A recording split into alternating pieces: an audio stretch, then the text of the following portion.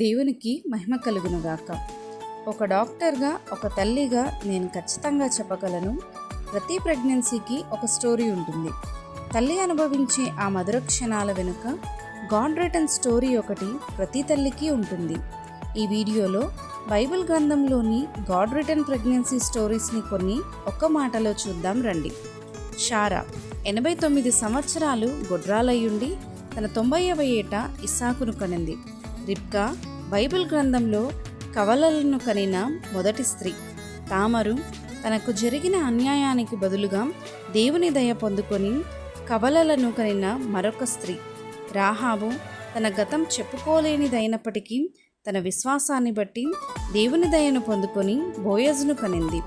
Ruth ఒంటరిగా, విధవగా, అత్త వెంట నీ దేవుడే నా దేవుడు అని వచ్చిన ఈమె పోగొట్టుకున్న తన వివాహ జీవితాన్ని మరలా పొందుకొని ఒబేదును కుమారునిగా పొందింది.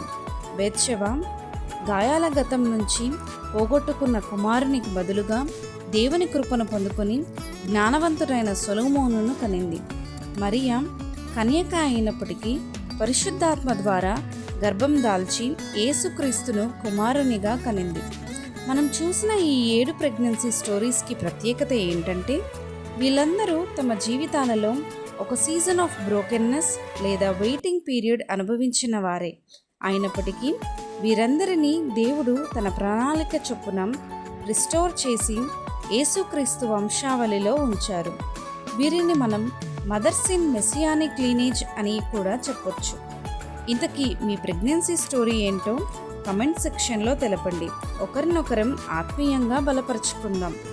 Happy mother's day to all the chosen mothers. దేవుని కృప మీకు ఎల్లప్పుడూ తోడై ఉండునుగాక. ఆమెన్.